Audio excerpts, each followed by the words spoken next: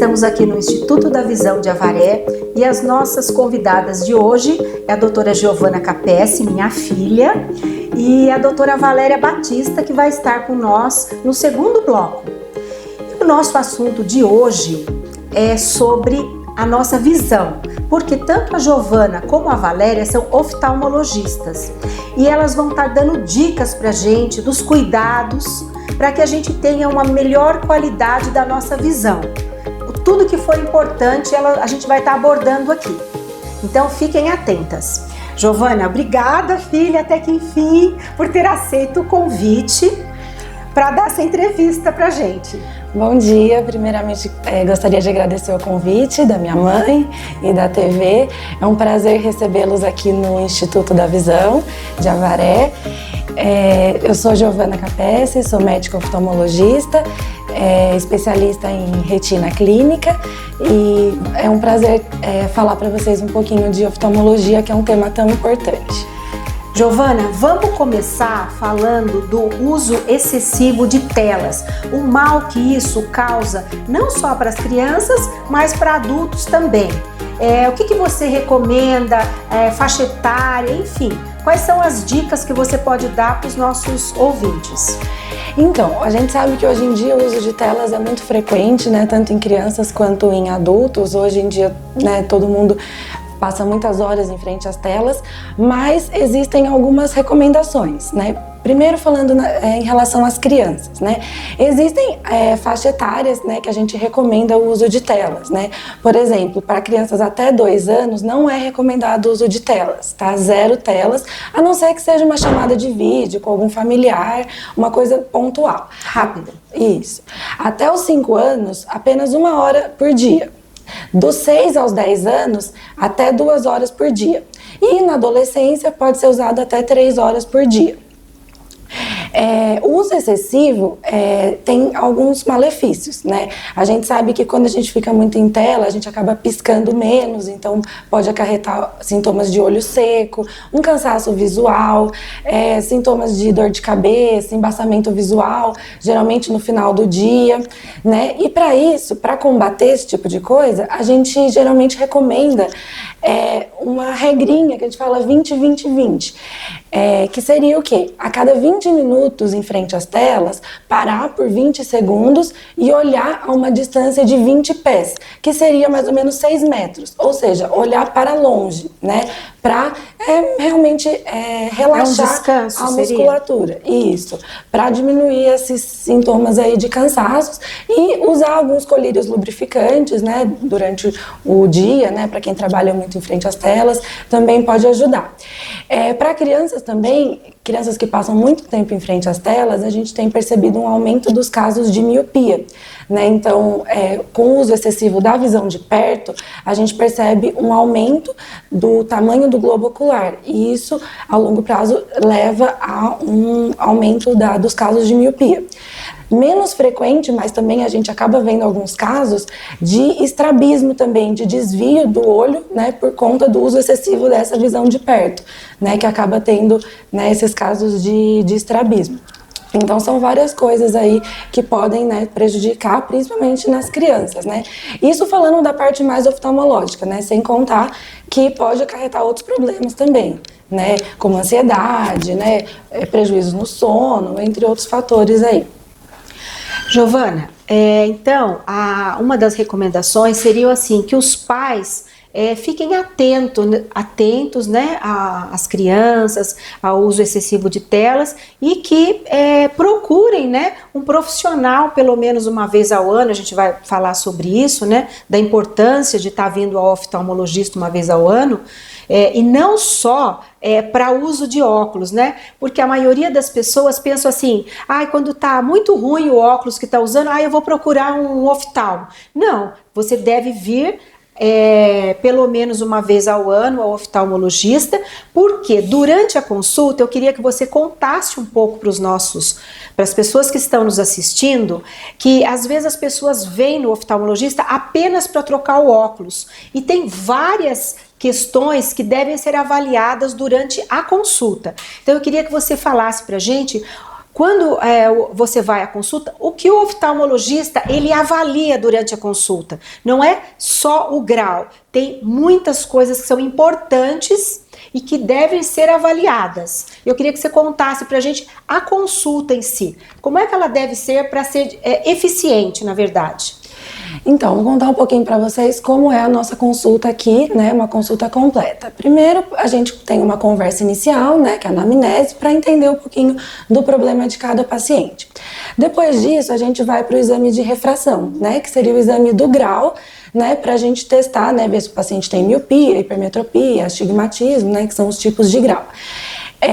Então, porque às vezes o paciente, você coloca o grau, né, que ele tem no olho e ele não enxerga, né, então às vezes, aí nesses casos a gente precisa fazer um exame completo para diagnosticar o que está acontecendo.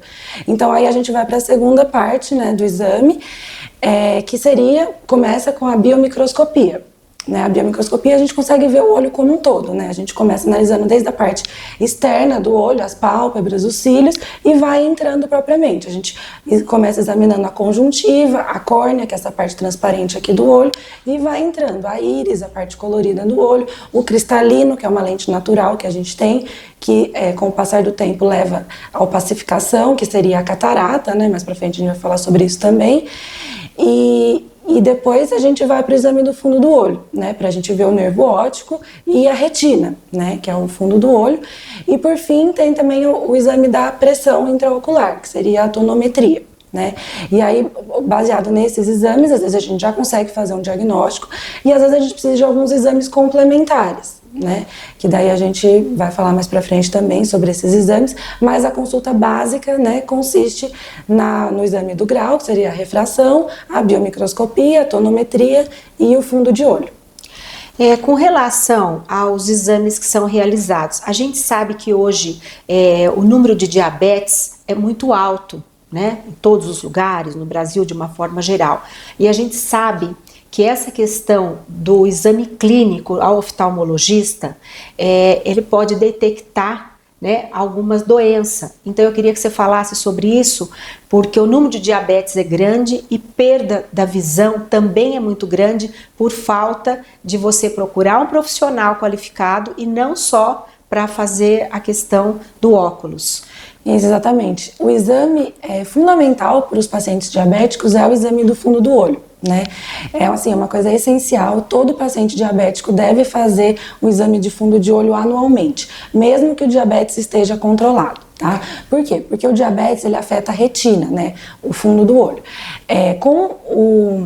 Os níveis elevados de glicose crônica, né, decorrente do diabetes, eles afetam os vasos sanguíneos da retina, né, isso causa a retinopatia diabética. Nos estágios iniciais, a retinopatia diabética ela não causa sintoma, por isso que é tão importante o exame preventivo anual, tá? Porque já a pessoa não sente nada, ela acha que tá tudo bem. Só que às vezes, quando ela começa a sentir, já tá num estágio muito avançado. E às vezes, mesmo com o tratamento, a perda de visão acontece, né? A gente trata, mas como já foi um dano de muitos anos, né? Então, às vezes a gente não consegue recuperar totalmente a visão. Por isso é importante fazer esse acompanhamento anual para a gente detectar as alterações precocemente e já instituir um tratamento adequado para preservar a visão aí dos nossos pacientes.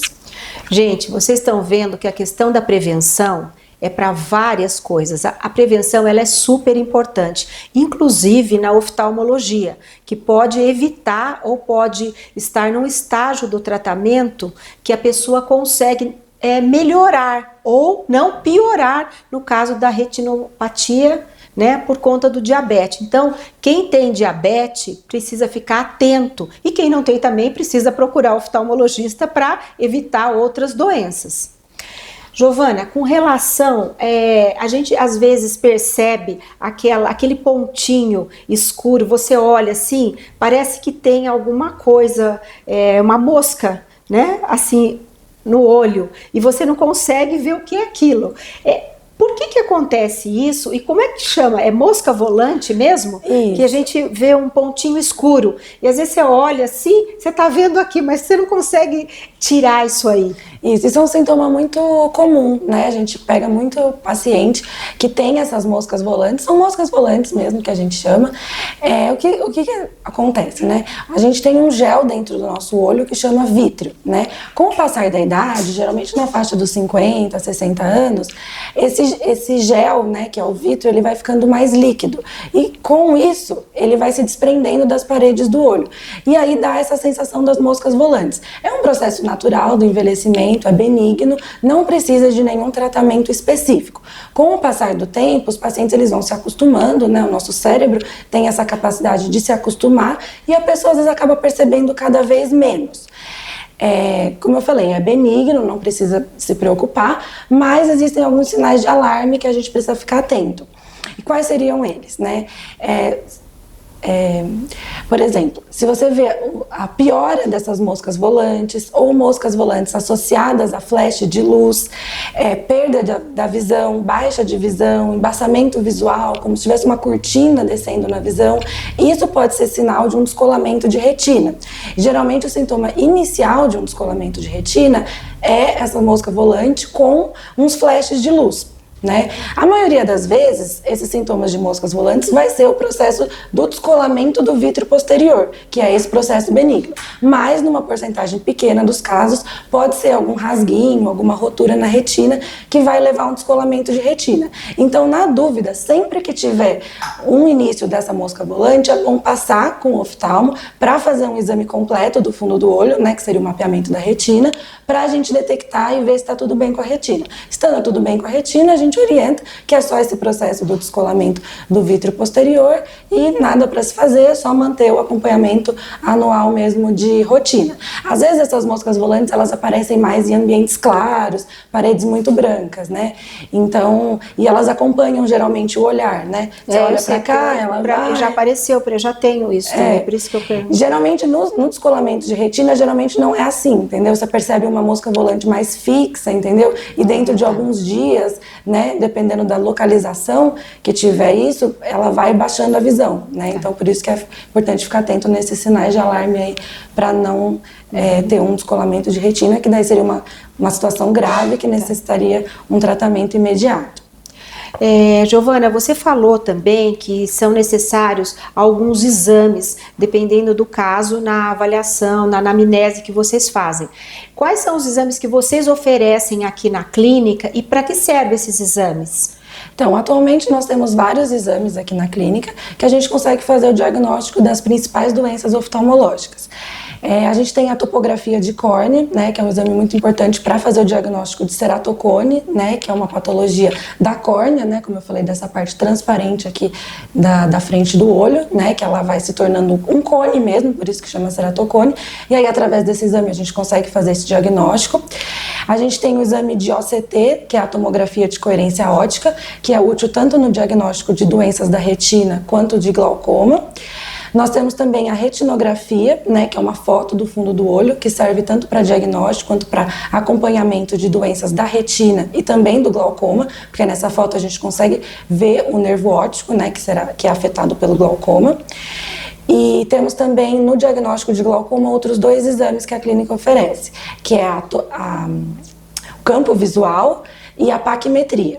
Né? Então, o diagnóstico de glaucoma, geralmente a gente conta com esses 4 exames complementares, que é o OCT, a retinografia, a paquimetria e o campo visual. Na parte de retina, o OCT e a retinografia, e na parte de córnea, a topografia. Com esses exames, a gente consegue fazer diagnóstico aí de praticamente todas as principais doenças. Olha, gente, como é importante você procurar um local qualificado, profissionais qualificados, porque não é só a questão do óculos, tem várias coisas que envolvem a nossa visão e a gente tem que cuidar muito bem. E agora nós estamos chegando ao final do nosso primeiro bloco e eu gostaria de agradecer a Giovana por ter passado tantas informações importantes para nós. Giovana, mais uma vez, muito obrigada. Eu e que depois agradeço. a gente vai conseguir conhecer um pouco mais da clínica e esses aparelhos também para fazer diagnóstico de várias patologias. Obrigada, Gi. Eu que agradeço o convite, foi um prazer recebê-los aqui no Instituto da Visão. Depois vamos ali conhecer a estrutura da nossa clínica e sejam todos bem-vindos aqui, só agendar um horário caso queiram passar por uma consulta.